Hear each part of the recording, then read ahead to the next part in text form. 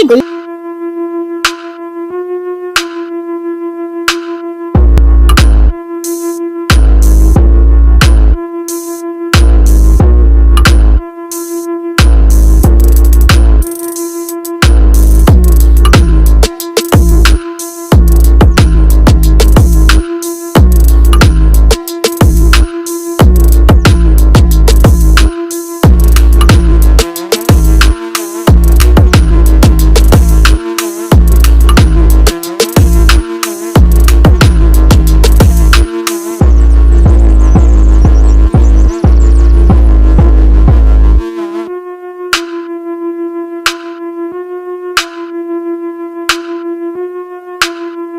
Accident होती है उसी रास्ते से गुजर रहा होता है।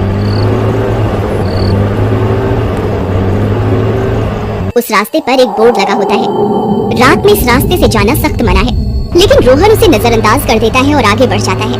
तभी उनकी गाड़ी का टायर फट जाता है। अरे ये क्या, लगता है गाड़ी का टायर फट गया है। ये तो बहुत ही बड़ी गड़बड़ हो गई। मेरे पास तो दूसरा टायर भी नहीं है, अब क्या करूं? अरे अरे जल्दी कुछ कीजिए ना, मेरा दर्द बढ़ता ही जा रहा है, मुझसे और बर्दाश्त नहीं होता, जल्दी कीजिए ना। सीमा मेरे पास दूसरा टायर नहीं है, हॉस्पिटल पास में ही है, चलो हम पैदल ही चलते हैं। फिर वे दोनों सुनसान रास्ते में पैदल चलने लगते हैं।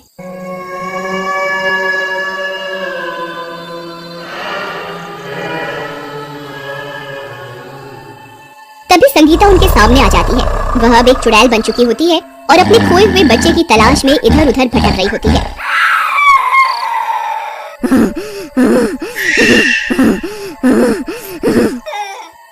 चुड़ैल को देखकर उन दोनों की हालत खराब हो जाती है। अरे मर गए रे, ये चुड़ैल कहाँ से आ गई? हाय रे, अब क्या करें सीमा? अजय पीछे बोर्ड पर लिखा भी हुआ था कि इस रास्ते पर जाना मना है, आप फिर भी यहाँ से गाड़ी ले आए। तभी उस चुड़ैल की नजर सीमा पर पड़ती है। उसे प्रेग्नेंट देखकर उसे अपने बच्चे की याद आ जाती है। बच्चा, बच्चा, मेरा बच्चा, तुम इंसानों ने मेरा बच्चा मुझसे छीना था ना, अब मैं तुझसे तेरा बच्चा छीन लूंगी। फिर इतना बोलकर वह चुड़ैल सीमा के पेट पर अपनी जादुई शक्तियों का इस्तेमाल करती है और उसके पेट से उसका बच्चा निकाल लेती है।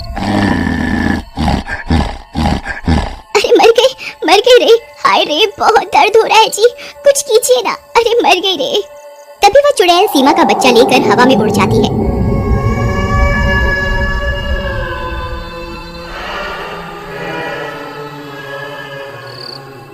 सीमा वहीं बेहोश हो जाती है। सीमा तुम ठीक तो हो ना? सीमा उठो सीमा, हे भगवान, मुझे इसे अभी हॉस्पिटल ले जाना होगा। फिर रोहन उसे उठाकर किसी तरह हॉस्पिटल पहुंच जाता है और किसी तरह उसकी जान बच जाती है। फिर कुछ दिनों के बाद, अजी कुछ भी कीजिए, मुझे मेरा बच्चा वापस ला कर दो, मैं अपने बच्चे के बिना नहीं जी सकती। तुम घबराओ नहीं सीमा, हम आज ही उस गाँव में चलेंगे जहाँ ये हादसा हुआ था। ये तो बहुत बुरा हुआ भाई साहब आपके साथ। हम गाँव वालों ने ये चेतावनी का बोर्ड भी लगाया हुआ था, लेकिन फिर भी आप उस रास्ते पर चले गए। वो चुड़ैल बहुत सालों से अपने बच्चे की तलाश कर रही है और जब उसे कोई बच्चा नहीं मिलता तो वो शख्स की जान ले लेती है। आपके बच्चे की वजह से आपकी जान बच गई है। देखिए भाई साहब, वो मेरा बच्चा अपने साथ लेकर गई है, वो अभी भी जिंदा होगा, आप सब लोग उसे ढूंढने में मेरी मदद कीजिए ना। अरे नहीं नहीं बहन जी, हम आपकी मदद कैसे कर सकते हैं भला बताइए? आप जितने पैसे बोलोगे हम देने को तैयार हैं, बस किसी तरह मुझे मेरा बच्चा वापस दिलवा दो। सीमा की ये सारी बातें वो गुंडा भी चुपके से सुन रहा होता है और भागकर अपने सरदार को सारी बात बताता है। अच्छा तो ये बात है, क्या कहा उसने? मुंह मांगे पैसे देने को तैयार है वो औरत। हाँ सरदार, यही सही मौका है बहुत सारे पैसे बनाने का। लेकिन हम उसका बच्चा वापस कैसे लाएंगे सरदार? अगर उस चुड़ैल ने हमें पहचान लिया तो वो हमें जिंदा नहीं छोड़ेगी। तुम उसकी चिंता मत करो, जाओ और पता लगाओ हमने उस बच्चे को किसे भेजा है। जाओ और उस बच्चे को वापस लेकर आओ। फिर वे गुंडे जाते हैं और उस चुड़ैल के बच्चे को वापस लेकर आ जाते हैं। फिर वे लोग रोहन के घर जाते हैं और उन्हें बोलते हैं कि वे उनका बच्चा वापस दिलवा सकते हैं। भाई साहब, हम आपको अपनी सारी दौलत देने को तैयार हैं, बस आप हमें हमारा बच्चा वापस दिलवा दो। ठीक है, मेरे पास एक तरकीब है, तुम्हें आज रात को ही उसी रास्ते पर जाना होगा। ठीक है, मैं तैयार हूँ। फिर रात होने पर वे गुंडे रोहन और सीमा के साथ वहाँ पहुँच जाते हैं। अंकल आप मुझे कहाँ ले जा रहे हो? तुम्हारी मम्मी के पास बेटा, ज्यादा शोर मत मचाओ, चुपचाप चलते जाओ। सरदार चुड़ैल हमें देखते ही अपना शिकार बना लेगी, हम अब और आगे नहीं जा सकते। तुम ठीक कहते हो। देखो भाई साहब, अब यहाँ से आगे आपको ही जाना होगा। फिर रोहन और सीमा उस बच्चे को अपने साथ लेकर आगे की ओर चल देते हैं। कुछ ही दूर चलने पर उन्हें अजीब अजीब सी आवाजें सुनाई देने लगती हैं।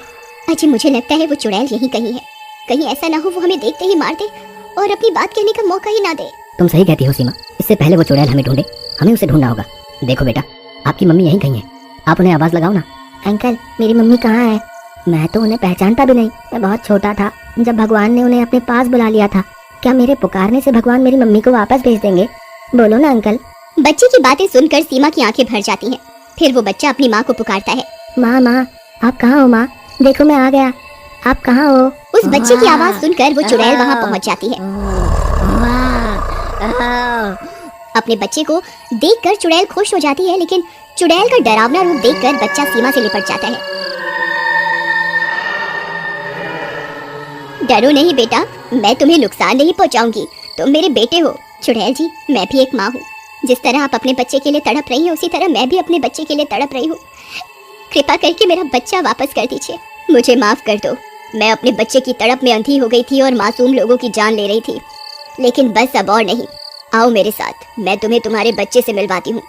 फिर चुड़ैल उन्हें एक गुफा में लेकर जाती है, जहाँ उनका बच्चा उन्हें मिल जाता है। अपना बच्चा पाकर सुमन खुशी से फूली नहीं समाती, लेकिन वह बच्चा उदास होकर पीछे खड़ा हो जाता है। चुड़ैल अपने उदास बच्चे को देखकर दुखी हो जाती है। उसे पता होता है कि वो अब अपने बच्चे की देखभाल नहीं कर सकती, क्योंकि वो इस दुनिया को अलविदा कह चुकी है। चुड़ैल जी, आप फिक्र मत कीजिए, आज से आपके बच्चे की मैं देखभाल करूंगी। आज से ये भी मेरा बच्चा है, मैं अपनी जान से भी ज्यादा प्यार करूंगी इसे। ये सब सुनकर चुड़ैल खुश हो जाती है। तुम्हारा बहुत बहुत शुक्रिया, अब मेरी भटकती आत्मा को शांति मिल सकेगी। फिर इतना बोलकर वह चुड़ैल हमेशा हमेशा के लिए चली जाती है और सीमा रोहन अपने दोनों बच्चों के साथ